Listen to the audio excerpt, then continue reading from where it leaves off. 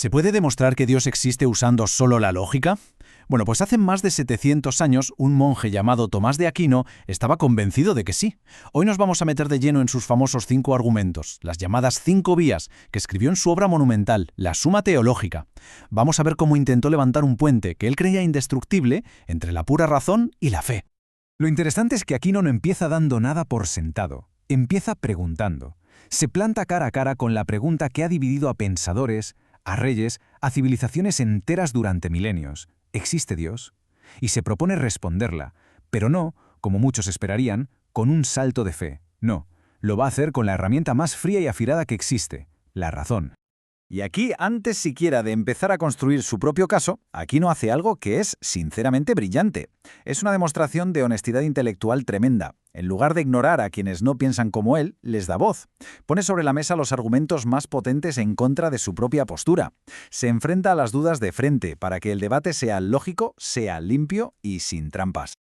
Y aquí las tenemos, las dos grandes objeciones. La primera, que es devastadora, el problema del mal.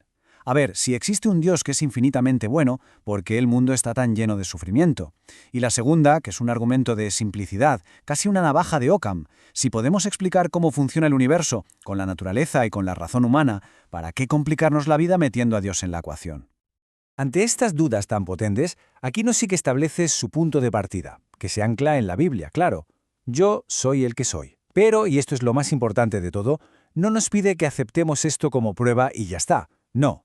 Lo usa como la tesis que quiere demostrar, y se prepara para defenderla, no con más fe, sino con argumentos puramente racionales al alcance de cualquiera. Y ahora sí, entramos en el corazón de su pensamiento. Como si fuera un fiscal que presenta su caso ante un jurado, Aquino no se conforma con una sola prueba. No, señor. Ofrece 5 líneas de razonamiento distintas, 5 vías, que aunque parten de sitios diferentes, según él, convergen todas, de forma inexorable en la misma conclusión. La primera vía arranca con algo que nadie puede negar, algo que vemos todos los días, a todas horas. Las cosas se mueven. La lógica aquí es muy directa. Imaginen un palo que mueve una piedra. El palo no se mueve solo, ¿verdad? Necesita una mano que lo empuje. Y la mano es movida por los músculos, y los músculos por los impulsos nerviosos. Y así podríamos seguir. Lo que Aquino dice es que esta cadena de cosas que mueven a otras no puede irse hacia atrás hasta el infinito. Porque si fuera así, nunca habría habido un primer empujón para que todo empezara a moverse. Por lo tanto, tiene que haber un punto de partida, un primer motor que lo inicie todo sin que nadie lo mueva a él. La segunda vía se parece mucho, pero en lugar de fijarse en el movimiento, se centra en la causalidad, o sea, en la idea de causa y efecto que parece gobernar todo lo que nos rodea. La lógica es casi un calco de la anterior. Vemos cadenas de causa-efecto por todas partes. Pero ojo al segundo paso, que es la clave.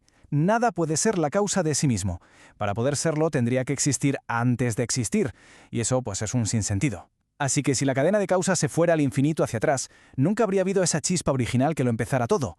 Y si no hubo una primera causa, pues ahora no existiría nada. Así que tiene que haber una causa primera, una que no tenga causa que lo ponga todo en marcha. Vale, ahora nos metemos en un terreno un poquito más abstracto. La tercera vía se enfrenta a una de las preguntas más bestias de la filosofía. ¿Por qué existe algo en lugar de nada? Esto es sutil, pero es muy potente. A ver, nosotros somos seres contingentes. Existimos, sí, pero podríamos perfectamente no haber existido. Nuestros padres podrían no haberse conocido, por ejemplo. Si todo en el universo fuera así, dice Aquino, entonces en algún momento de la eternidad pasada, por pura probabilidad, habría habido un instante en que nada de nada existiera. Y si alguna vez hubo una nada absoluta, de la nada no puede salir algo. El simple hecho de que estemos aquí, ahora mismo, es la prueba de que tiene que haber al menos una cosa que no sea contingente. Un ser que exista por su propia naturaleza, sí o sí. Un ser necesario.